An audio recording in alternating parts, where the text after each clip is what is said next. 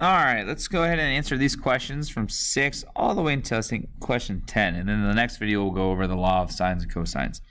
So on this question, this particular question, it's asking you which function describes the largest Ferris wheel.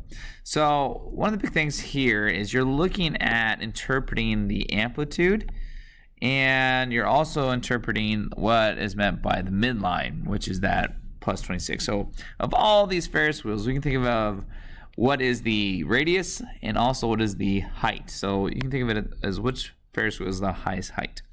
So this Ferris wheel has a radius of 100. This is 110, so that's 210.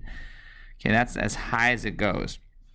It's also a radius of 100 out here. So that's pretty big, but not as big as, let's say, looking at here. The 200 and 210, so the highest it will go will be all the way up to 410. So right away, we know that that one's clearly going to be a larger Ferris wheel. And then finally with D, this 250 plus the 260, well, you can kind of see where we're going with this. That is going to be quite large. That's going to be 510 as a height, and so that's going to be a much larger Ferris wheel. In fact, you could have just looked at the amplitude, and that would have told you which of the Ferris wheels is going to be the largest. And the 250 is clearly the larger one, so therefore D would be your correct answer there. Okay. All right. Moving on to question number 7. Which trig function has a period of 5? Remember, the b value inside here is what's going to tell you how to find the period. Because if it's sine, which it is, that's 2 pi divided by the b value, and that will give you the period. So if I want a period of 5, here's the question. What do I need to divide 2 pi by to get it to be 5? If you chose b, I get you, that's the b value, but if I divide 2 pi by 5, it doesn't give you 5. In fact, it gives you 2/5. That's going to be really fast. So this is where it gets a little tricky, and all I would say about this would be taking a look at it and solving that simple ratio. I can flip it. I'll flip it really quick. I'll put b on top, 2 pi on the bottom. I'll put 5 on the bottom and 1 here. Now if I multiply the 2 pi over, you'll see that the b value in this case is 2 pi over 5. And that right there is your answer, which is D. So again, the b value isn't the period. It is what's affecting how fast your function is going, the input values are, but it is not the period. Okay? So that is question number 7. There we go. Get this moving. Slide it down. Now let's get into questions 8 through 10. So here, I was wanting you to interpret it in the context. A lot of you recognize what they were called. Like, for example, the 5.3 is the amplitude. Yes. The 12.28 is the midline, or I guess you can think of it, and since this is cosine, like that is related. It's not your y-intercept. So if you said y-intercept, you're incorrect. Actually, well, for this particular one, it would not. Yeah, it would not be, because it would be because cosine starts at its max. Excuse me, really quick. So your y-intercept would be 5.3 plus the 12.28. So that wouldn't work. What I was looking for is this: the 5. In a sense, what does the 5.3 mean? Yes, it's the amplitude, but specifically, that's how much variation is happening between the midline, which in this case I'll draw it real quick, 12.28. The amount of daylight is going to vary up 5.3 hours and below 5.3 hours.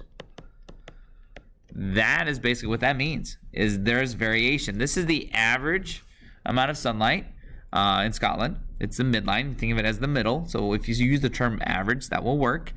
And then you can see it's going to fluctuate between 12.28 plus 5.3 and 12.28 minus 5.3.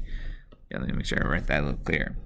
And that, in a sense, is what the 5.3 mean. It's just referring to what is the variation. It is the amplitude, you're right, but let's interpret that amplitude in terms of the context. It has nothing to do with speed. It's just telling you like how much is it varying. It's going to go up 5.3 and it's going to go down 5.3 hours.